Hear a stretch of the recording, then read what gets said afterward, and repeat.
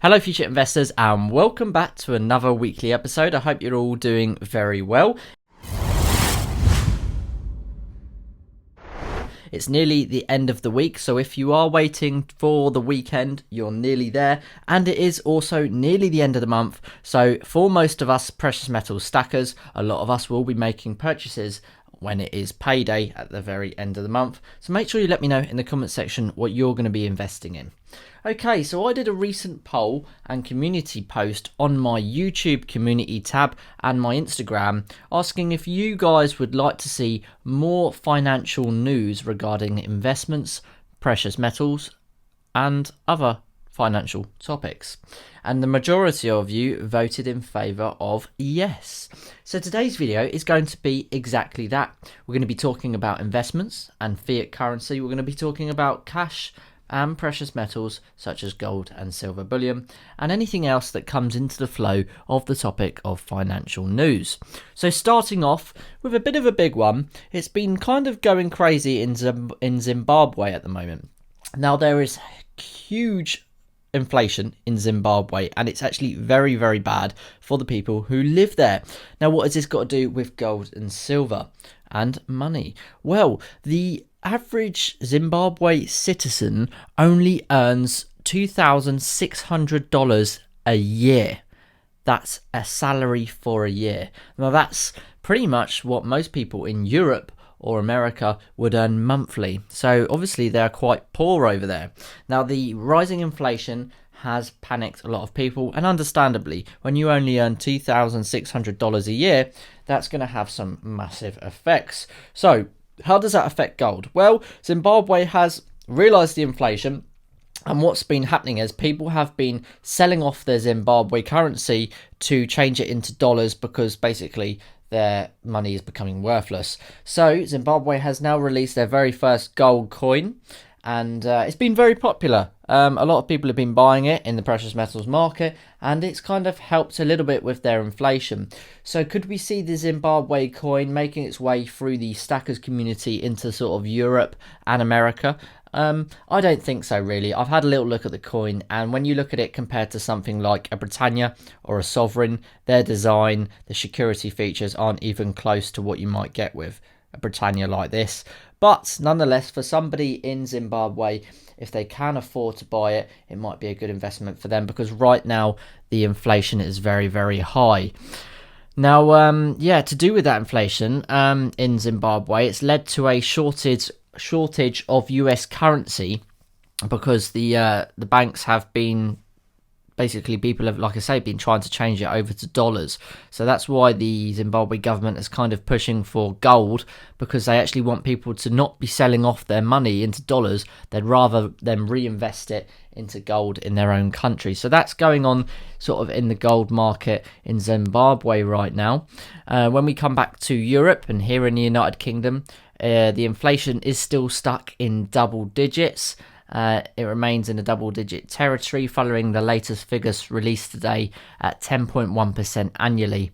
Inflation is proving increasingly sticky, and it will give the Bank of England more cause for further rate hikes at their next meeting. Again, this can tie in with CBDCs, can't it? Because inflation is kicking off quite bad right now, and the governments will want to be sorting that out sharply. Modern governments like America and the UK probably wouldn't want people running to precious metals because it's untraceable, untrackable, they don't have control. So I can imagine with the inflation rates in the Bank of England's meetings, they're probably going to be discussing their talks on the CBDC topic. Now, if we move over to the States, the dollar is currently getting weaker, but that is keeping the gold and silver prices high. A weaker US dollar has helped keep gold and silver prices high in the past few weeks, despite calmer markets following the recent banking crisis, as you all know about. Gold and silver have maintained recent highs thanks to the falling value of the dollar. So if you are from the States, it's not great because obviously you'll have dollars in savings or you're paid in dollars. So no one wants the value of that to drop if you're from the States. But it has pushed up the precious metal prices because, as we know, when there's financial crisis and instability in the markets, people run to gold and silver because it's a fantastic hedge against inflation, as we know. So you could look at it from a perspective of, if you're a stacker, maybe you don't want the prices to increase because you want to keep buying. But if you're also a stacker, you'll know that it's good that the prices go up, because that's why we invest in precious metals, to hedge against that inflation. And it proves that it's doing its job. So that's the current information on the state side.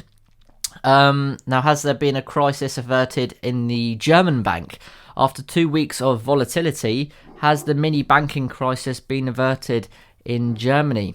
Markets seem to think so, based on trading so far this week.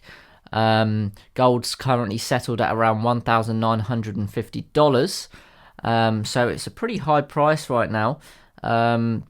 Potentially, you could see it breaking $2,000 very, very soon, which would be good for the investments and stackers in the gold and silver markets. Let's move on to more about the banking crisis. Markets have calmed following the UBS takeover of Credit Suisse. Following another chaotic weekend, markets seem somewhat calmer today following the dramatic buyout of Credit Suisse by the rival bank UBS. So looks like Credit Suisse isn't really going anywhere as of yet, thanks to UBS buying them out. But if you're a shareholder or you have money in Credit Suisse, you're not going to be feeling comfortable at any particular point, are you? Because nobody wants their bank to be having such distressing issues. I mean, that's why a lot of us take our money out of the bank and try and look for other investments. As you guys know, I recently invested in the S&P 500, and I'm very excited by that. I feel like it's a great new venture for me, and it's another diversification vehicle to add to my investment portfolio belt. So let's have a little look at further financial news. Banks have suffered a $50 billion loss of their value as the market fears grow. That's news from Wall Street. Banks around the world have seen a brutal sell-off in the past 24 hours, triggered by a share sale on Silicon Valley, the bank that has caused a domino effect for the banking sector globally, and it has raised fears of a new potential banking crisis. So, by the sounds of it, we're not out of the banking crisis yet. It's not looking great. Wall Street is obviously basically predicting worse things are to come. And the fact that the Bank of England are saying they're having meetings about the banking crisis and inflation, it doesn't lead you to believe that things are in a very good state, does it? So, as of now, although I'm nearly complete on my stacking goals for the year, there's no doubt that after I've completed my stacking goals on buying gold, I'm going to continue investing, because I think right now is a good time to invest. I don't worry about the high prices of gold and silver. I used to worry, but now I do genuinely believe that it's much better to have time in the market and then rather trying to time the market. Because I think if you try and time the market, you often lose out and think, why did I not buy a month ago or so? So let's have a little further look on further financial news. The new UK gold price record following the interest rate decisions. The price of gold has climbed to a new all-time high in the UK today as major countries announce their latest interest rate decisions. Yeah, as we know, gold prices are very high, and I could see it sitting at around £2,000 very consistently soon and staying there. I don't think once it passes the $2,000 threshold that it's going to really go below that. On a more important topic, China has added 62 tons of gold to their reserves. The People's Bank of China have recently announced 2 large purchases of gold that they've added to the country's already significant holding for their reserves. Now, there is a lot of talk about China being a global leading power, and it is a very difficult time right now. You've got war in Europe, and China are kind of on Russia's side, but we need China because they have the cheap marketing and industrial abilities that we use to get things made. So China are in a good and a bad position because they know they have a serious amount of power, but really you take away that industrial benefit that they have, and what do they really have after that? So it is a concern, in my opinion, that they've just added 62 tons of gold. I know banks and central banks of countries constantly buy gold reserves because, as we know, it's almost used as a hedge against the dollar or the pound or or the other currencies. But when a country is buying so much gold, it does make you think, do they know that something's coming? So I hope you enjoyed this video. I've really enjoyed filming this while talking about the financial markets when it comes to fiat currency and what's going on with gold and silver right now. So yeah, please let me know in the comment section below if you did enjoy this and if you would like to see more.